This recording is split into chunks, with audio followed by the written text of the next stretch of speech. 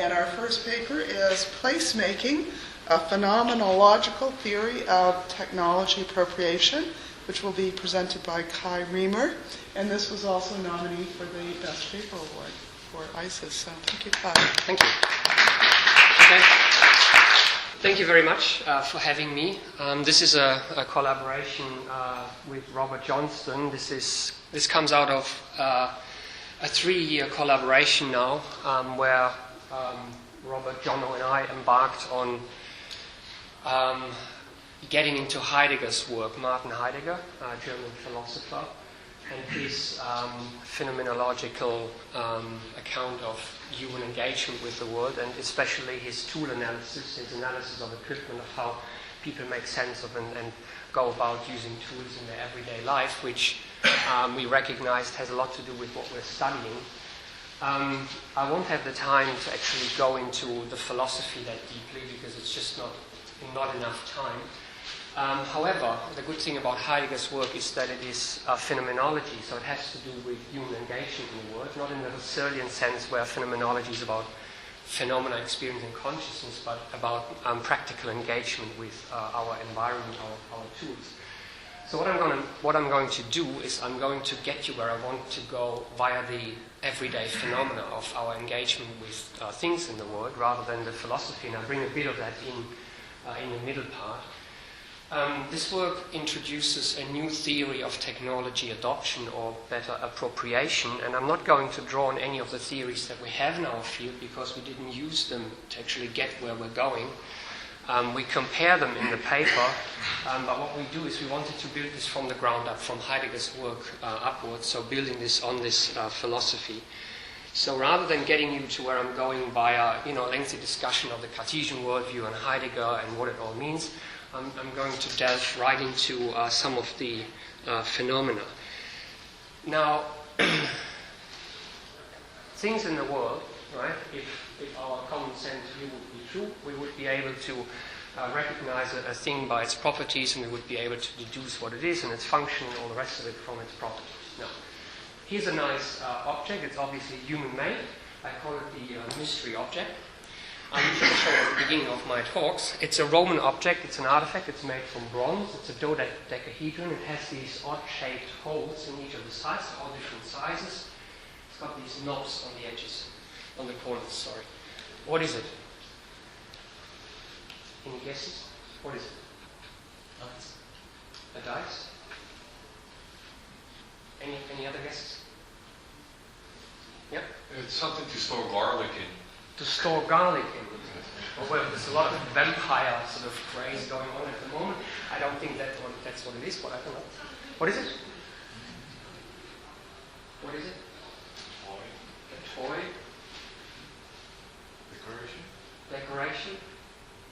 A weapon. A weapon. So what are you doing? Figuring out what it is. What are you doing? Looking at its properties. Looking at its properties. That's not just what you're doing. Yeah. You associate with stuff. Yeah, you associate with stuff that you know. You try to imagine using it, putting it in the word, right? We don't know what that is. Right? The answer is we don't know. Archaeologists have not figured out what this is. The word where this thing had a place is lost. So we have no idea what it is. We know it's a Roman artifact. We call it a dodecahedron. We put it in a mathematical context to just give it a name, but we have no idea what this thing was as a tool. We can deduce that it's a tool because it has scratch marks and things, but we have no idea. Right? So what do we learn from this? We learn from this that what defines a thing is not just its properties, but it's not its properties, right? It needs the properties to do what it can do, but they become what they are through their place in social practice, in the world. So where they interact with what we do with our human business and with other things. So that's my first phenomenon. The second phenomenon is that whenever we encounter something that we don't know, we're not really encounter it as a set of independent properties. We always encounter it against something. So what is that? Right? Well, that pretty much depends, right? The context into which you put that, right? So these things are not clear-cut. What I'm saying is that things line up with other things in order to become what they are. in a phenomenological sense, in an everyday sense, right? Whether these are chopsticks or drumsticks depends on the practice that you're in. Also, we hardly ever encounter things in isolation. It would be a very special case. Usually, when we encounter something new, it's always against a messy world of other things that are already there, which we draw on to make sense of something new that we encounter. Right? So we always encounter those new things against what we already know.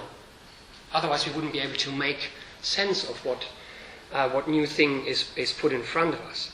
Right? So it's always trying to place these things in the world. I wasn't able to show you a video I wanted to show you. The ABC, the Australian Broadcasting Corporation, has this great video series.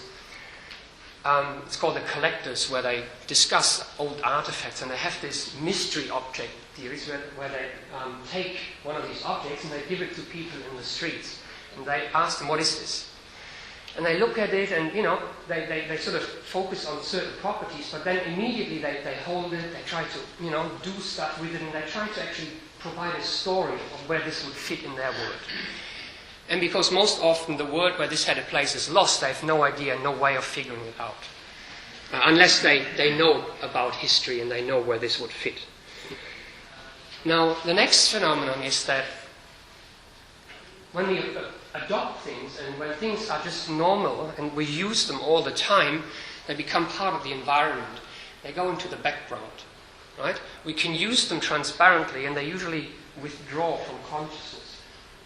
I know this from my own experience. When I'm writing a text, I'm engaging with the text, but the computer, the desk, the chair, the word processing software, if everything goes right, just withdraws. It shows up when it doesn't work how it's supposed to work. Other than that, I'm just working on the text. Right? I'm not a subject interacting with a software object. Not if I'm really proficient at using it. Now, this is a photo I took in Melbourne a couple of weeks ago, and I asked the driver, can I take a photo? Because I found it quite staggering that he was driving, he was cruising in traffic, he was talking to me, and he was operating at the same time all of these IT gadgets just without looking. Right? There's a whole bunch of stuff going on here. I wasn't operating that, I was operating that, and that, doing stuff that I had never I had no idea at some point what he was doing. His hand was doing something, he was driving, and we had a conversation. So what that means is that things are really blending into the background, into the environment. We draw on them transparently. Right? In this room there's so much stuff that we hardly ever notice, but it's just part of the environment. Right? It's what Heidegger calls equipment. And when things go to the background, when they're fully adopted, they lend intelligibility to a foreground. So they make sense of what's being done in the foreground. Now, two colleagues sitting over coffee, one saying, can you send me your presentation? Well, sure I can. Well, we knew that email was meant, right? Email in practice is in the background. It lends intelligibility to the innocent sentence, can you send your presentation?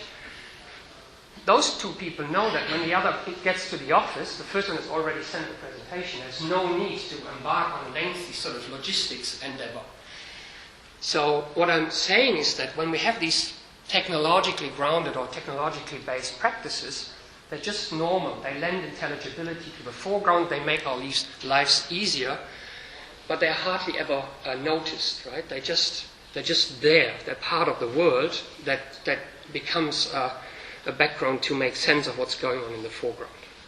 Now, these are my phenomena. I'm now going to give you some theory that captures those phenomena. First of all, the placing of stuff in the world leads to a holistic ontology. So Heidegger decenters the individual as the unit of analysis and talks about the world, or in easier terms, a practice. Right? Now, a practice has different parts, but those parts, and of course we can talk about objects, of course we can talk about people, but those parts are what they are through their place in this practice. So they are holistically defined, and they are co-constitutively defined by the other parts of the practice. And this is just a slice that I do for pragmatic purposes. So we talk about material because that's what interests us. We talk about social aspects, and we talk about practical aspects, so the doing stuff, right? But I give you an example. A pilot can only ever be a pilot because they're planes. Planes can only make sense in an air travel practice where you have pilots, where you have passengers, where you have airports. So all of these things holistically have to be there to be a pilot, right? Or to know what a plane is, right? Or to know what a check-in counter is, or a flight attendant. So those social identities are only ever possible because of this holism that is already there. So in a holism, we have different kinds of relationships. Relationship of mutual constitution, where things co-constitute each other for what they are. So that's the first part. So that means whenever we want to adopt something, and we make it part of our work practice, we have to find a place, we have to enroll it into this holism. And that's the phenomenon that I'm interested in. The second one is our encounter with technology. So for Heidegger, the structure of encountering the world is again a holism. It's a temporal holism. It's not a time-independent situation. It's not a discrete event. In a situation where we focus on an object, where we look at something, what we always already do is we bring our own skills, practice, background, what we know, right? By figuring out what this mystery object was, you were already drawing on what you know to make sense of what that is. And you were already trying to imagine what it could be used for, projecting what you would do with it, where it would fit in the world. So this comporting and projecting, this bringing a background to the situation and trying to imagine where you would go with it in a practical way is already part of every situation that we encounter. So that's basically Heidegger's structure of being in the world, where past, present, and future are always with us, right? In a temporal sense. Heidegger goes to lengthy discussion, lots of words to describe this. It's very hard to read, but the three concepts that stand out is being already in, being already always amidst stuff, and being ahead of oneself. Right? What I need this for is this background that we bring, and this foreground, because this is the phenomenon that we're looking at when people encounter new things that they want to place. Okay, here's our theory. Our theory has to deal with these phenomena, and so we're saying that when people appropriate things into their work practice, they have to go from encountering it as an object to putting it to practical use, where ultimately it becomes equipment implicated in this holism. And the thing has to go from the foreground to the background, which doesn't say that it can't show up and be in the foreground again, but usually for efficient use it goes to the background, right? And when things are really, really normal, such as sitting on chairs, having carpets, driving a car, they're so in the background that we hardly ever notice them. We don't question them, it's just who we are. Now, this is the thing that we need to explain, because what happens to go from here to there? And this is what we call placemaking, right? This is what we want to explain. Where things become unsettled, where a new tool has to be placed in an ecology of other tools, where those tools all of a sudden come to the foreground, have to be put side by side, where people have to figure out what goes where, what to use when. And we don't really have a good word for this, so we're a bit uncertain here. But what we can actually do, we can spell out what happens. We go from asking, can I work this? Is it usable? Where does it fit? What does it do? What is it? Right? The ontological question. But also an identity question. Is this for us? Is that something that would be appropriate for us? And that's often where the resistance to new stuff lies. That's inappropriate. That's not what we do, right? We can't have this, right? It's not appropriate for an accountant to work with a computer. It has to be on paper, right? Well, that's years ago. So things changed. And then we go to where it, more often than not withdraws from attention because we have the embodied skill of just skillfully using it. It has a place in the toolbox and the logics of practice and the sayings and doings. And it's just normal, a part of our normal identity in a general life practice or in a very local, specialized profession. And in the middle, we have to learn, we have to discover affordances which are always contextual.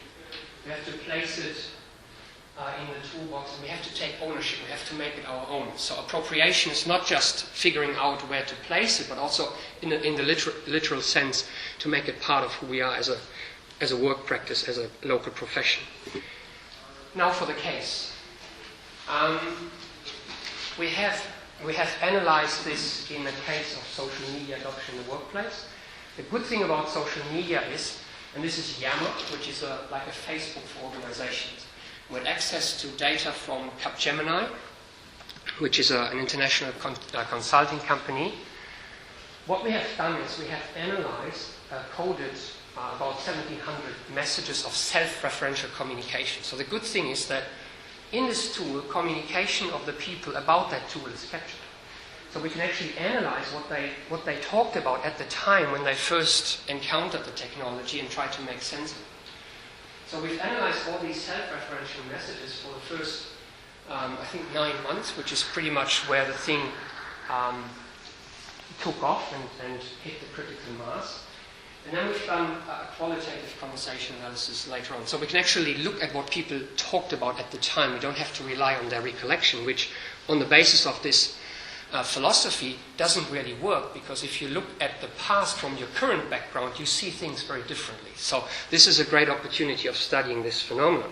And at the time, Yammer was novel. It was a real innovation. No one had seen Facebook-like stuff for the workplace.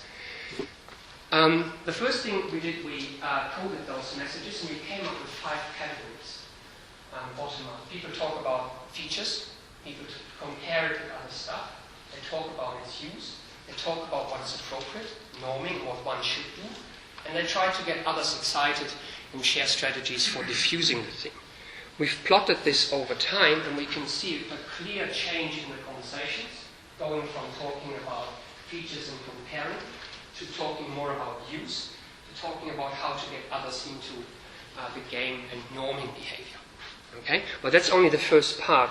What is even more interesting is we've then looked at conversation streams, not just single messages, and we tried to trace the foreground, background stuff, and we can actually see this in the data. In the first step, when people encounter the technology, they compare it with other stuff. With Twitter, in this case, not Facebook at the time. We do this now, but that's a different story. And they talk about what it can and can't do, right? So quite expectedly. That's very early on in late 2008. And as we go, people try to actively place it among other stuff. They try to learn. So can anyone tell me how to do something? How does this compare to instant messaging and microblog and communicator and other technologies that they already had in use, so when to use when.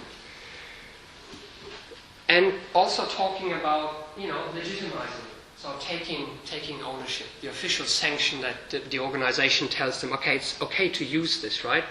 And that really gets things on. And then at some point, and we're shifting here from the containers to the ship, right? It takes part in performing the practice. They share stories about how it's been productive for them, what they do, how it's productive, how it will help them compete in the marketplace, and even things like, I cannot imagine any working day without being logged into Yammer. It's really very important for them, right?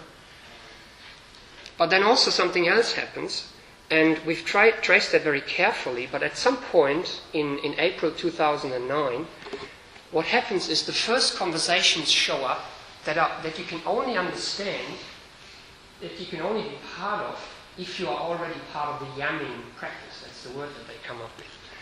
So talking about brevity of messages, right, in that context. So you have to be part of the community to actually engage in that discussion and be able what they mean by brevity. So what does brief mean in this context, and why would you not be brief, or why should you be brief? Things like, something doesn't work anymore, I don't like that. So people actually have to be part of that practice to appreciate this comment, or discussing KPIs and how KPIs would change with sharing stuff on social media in the workplace. Should we make this part of KPIs, things like that. All these conversations draw on yamming practice in the background to be able to be part of this conversation. Right? Now this is my last slide. This is comparing this theory of appropriation, which arguably is a different kind of theory, because the theorizing is different. We can discuss this. I'll leave you with this. So it's different, right? It's not a decision. It's not an individual decision. It's always social. It is a time extended. It is a continuous process of becoming. It doesn't ever end, because at the same time as you place and as you make place for a new technology actively, you are displacing other technology. You're changing what email is. You're changing the role or the identity of email. You're changing other technologies.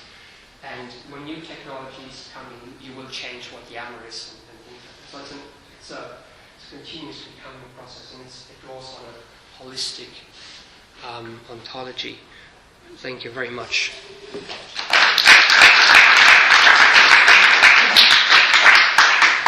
Time for a quick question or two? Well, I've heard this for the second time, and I have read it a couple of times now, as we have, and I have read Heidegger, as you know. Now, as we have understood how appropriation might take place, I'm changing hat, and I'm sitting in a business school, and my students have understood that there are certain phases we go through, and then I say the usual questions. So what? Because then there will be one of my MBA students sitting there and say, well, what can I do at the workplace with it? So are you out of his holism dragging some normative, prescriptive proposals for next time we are introducing Yammer 2? Yes, that's exactly what we're working on.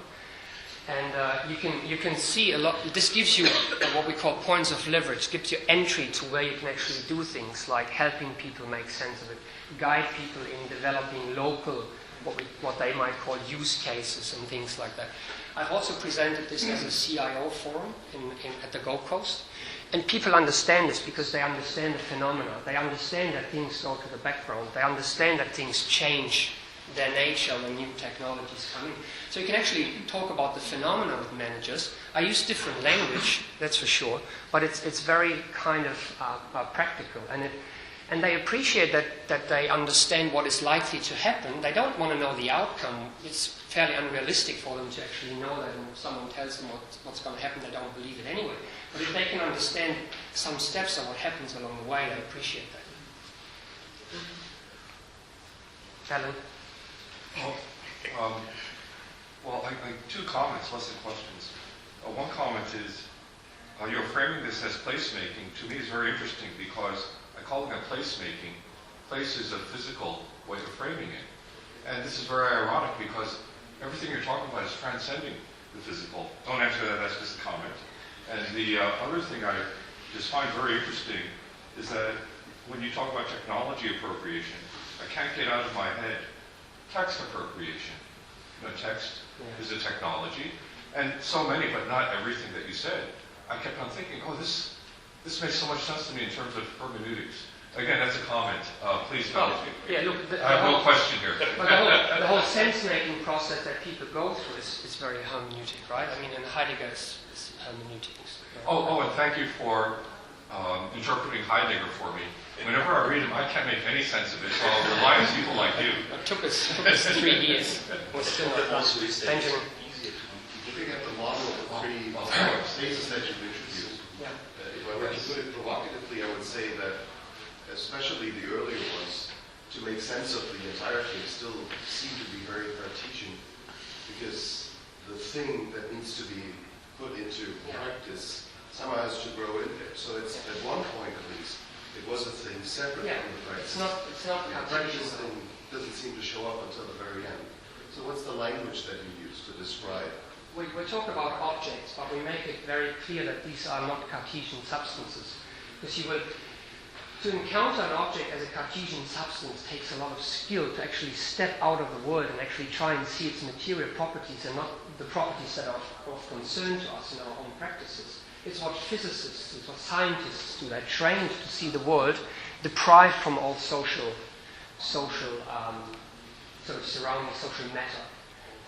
But it's not what we do in our everyday world. So when we encounter objects, we encounter properties. It's a phenomenon. We have to account for it. So socio-material accounts that try to do away with this entirely are just not credible, and people don't understand it, right?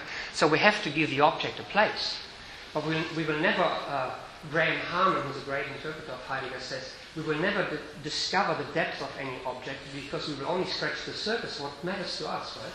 And the same object can become different equipment in different practices because it's different properties that matter to people, and they put it to different uses. And then ontologically, it becomes different equipment in different practices.